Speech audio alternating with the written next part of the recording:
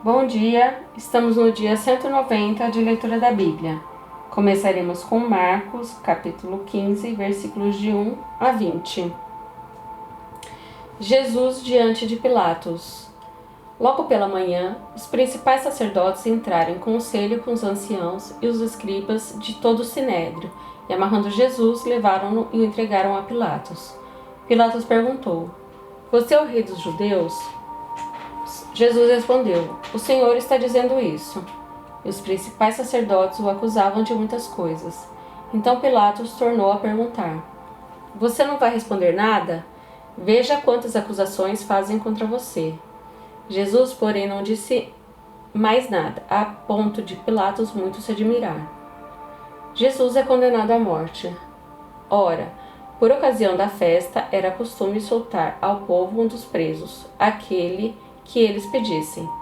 Havia um chamado Barrabás, preso com rebeldes, os quais, em um tumulto, havia cometido homicídio. Vindo a multidão, começou a pedir que Pilatos lhes fizessem como de costume. E Pilatos lhe respondeu, dizendo: Vocês querem que eu lhes solte o rei dos judeus? Pois ele bem percebia que era por inveja que os principais sacerdotes lhe haviam entregado Jesus. Mas os principais sacerdotes incitaram a multidão no sentido que lhe soltasse, de preferência, Barrabás. E Pilatos lhes perguntou: O que então vocês querem que eu faça com este a quem vocês chamam rei dos judeus? Eles gritaram: Crucifique-o. Mas Pilatos lhes disse: Que mal fez ele? Porém, eles gritavam cada vez mais: Crucifique-o. Então Pilatos, querendo contentar a multidão, lhe soltou Barrabás, e depois de mandar açoitar Jesus, entregou-o para ser crucificado. Os soldados zombam de Jesus. Então os soldados levaram Jesus para dentro do palácio, que é o pretório, e reuniram toda a tropa. Vestiram Jesus com um manto púrpura e, tecendo uma coroa de espinhos, a puseram na cabeça dele. E o saudavam, dizendo: Salve, rei dos judeus! Batiam na cabeça dele com um caniço, cuspiam nele e, pondo-se de joelhos, o adoravam. Depois de terem zombado dele, tiraram-lhe o manto de púrpura e o vestiram com as suas próprias roupas. Então conduziram Jesus para fora a fim de o crucificarem. Livro 1 de Reis, capítulo 10. A rainha de Sabá visita Salomão. Quando a rainha de Sabá ouviu falar da fama de Salomão, com respeito ao nome do Senhor, veio prová-lo com perguntas difíceis. Chegou a Jerusalém com uma enorme comitiva, com camelos carregados de especiarias, grande quantidade de ouro e pedras preciosas. Ela se apresentou diante de Salomão e lhe expôs tudo o que trazia em sua mente. Salomão respondeu todas as perguntas que ela fez, e não houve nada profundo demais que o rei não pudesse explicar. Quando a rainha de Sabá viu toda a sabedoria de Salomão, o palácio que ele havia construído, a comida que era servida na mesa dele, o lugar dos seus oficiais, o serviço dos seus criados e os trajes deles, seus copeiros e o holocausto que ofereceu na casa do Senhor, ficou como fora de si, e disse ao rei: É verdade que o que ouvi na minha terra a respeito de você é a respeito de sua sabedoria. Eu, porém, não acreditava naquelas palavras até que vim e vi com os meus próprios olhos. Eis que não me contaram nem a metade. Você supera em sabedoria e prosperidade a fama que ouvi. Felizes os homens à sua volta. Felizes esses seus servos que estão sempre diante de você e que ouvem a sua sabedoria. Bendito seja o Senhor, seu Deus, que se agradou de você e o colocou no trono de Israel. O Senhor ama Israel para sempre e por isso ele o constitui rei, para que você execute o juízo e a justiça. Ela entregou ao rei 4 toneladas de ouro, grande quantidade de especiarias e pedras preciosas. Nunca mais veio especiarias em tanta abundância como a que a rainha de Sabá ofereceu ao rei Salomão. Também os navios de Irão, que transportavam o ouro de Ofir, traziam de lá grande quantidade de madeira de sândalo e pedras preciosas.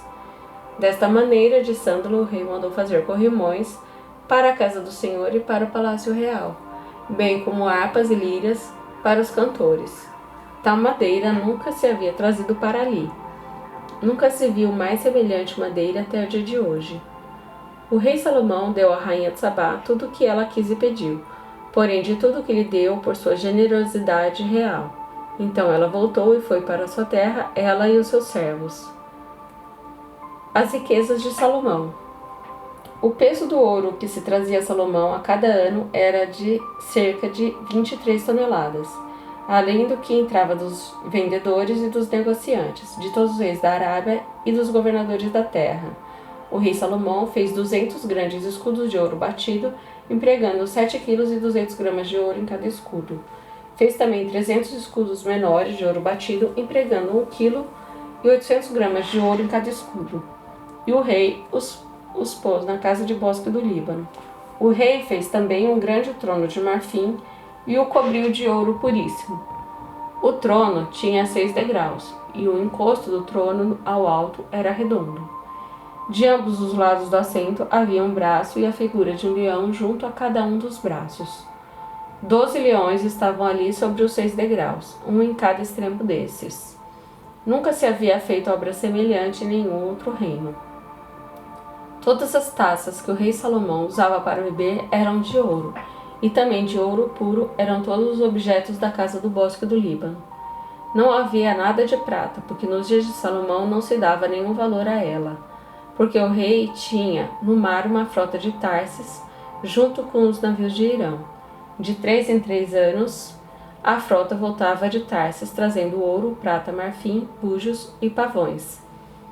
Assim, o rei Salomão excedeu a todos os reis do mundo, tanto em riqueza como em sabedoria.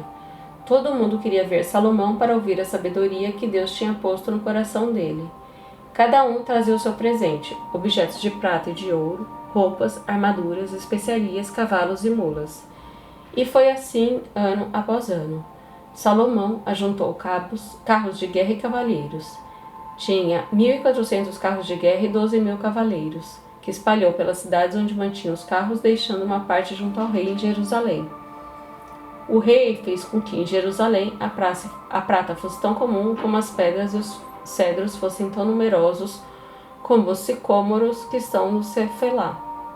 Os cavalos de Salomão vinham do Egito e da Cilícia, e os comerciantes do rei os importavam da Cilícia por certo preço.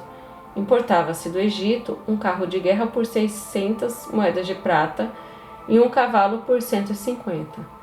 Nas mesmas condições, as caravanas os traziam e os exportavam para todos os reis dos heteus e para os reis da Síria. Oséias, capítulo 11, versículo 12. A condenação de Israel e de Judá. Efraim me cercou com mentiras e a casa de Israel com engano, mas Judá ainda está ao lado de Deus e permanece fiel ao Santo. Oséias, capítulo 12. Efraim apacenta o vento e persegue o vento leste o dia inteiro. Multiplica mentiras e destruição. Faz aliança com a Síria, mas o azeite é levado para o Egito. A acusação contra Judá. O Senhor tem uma controvérsia com Judá e castigará Jacó, segundo a sua conduta. Ele lhe dará o que merece por seus atos. No ventre, Jacó pegou, no calcanhar de seu irmão, no vigor da sua idade, lutou com Deus. Lutou com um anjo e venceu. Chorou e pediu que o abençoasse. Em Betel encontrou Deus e ali Deus falou com ele. O Senhor, o Deus dos exércitos, o Senhor é o seu nome. Quanto a você, volte para o seu Deus, siga o amor e a justiça e espere sempre no seu Deus. Como o mercador que tem nas mãos uma balança desonesta e ama a opressão. Efraim diz, certamente fiquei rico, encontrei muitas riquezas. Em todos esses meus esforços não encontrarão em mim nenhum delito, nada que seja pecado. Mas eu sou o Senhor seu Deus desde a terra do Egito, e ainda os farei habitar em tendas como nos dias da festa. Falei aos profetas e multipliquei as visões, e pelo ministério dos profetas propus comparações. Será que há transgressão em Gileade? Eles são pura vaidade. Em Gilgal sacrificam bois, os seus altares serão como montões de pedra nos sulcos dos campos. Jacó fugiu para a terra da Síria, ali Israel trabalhou para conseguir uma esposa, e por ela guardou o gado. Mas o Senhor, por meio de um profeta, tirou Israel do Egito, e por um profeta cuidou do seu povo. Efraim amargamente o provocou a ira. Por isso o seu Senhor fará com que ele pague pelo sangue que derramou e lhe retribuirá pelas suas afrontas.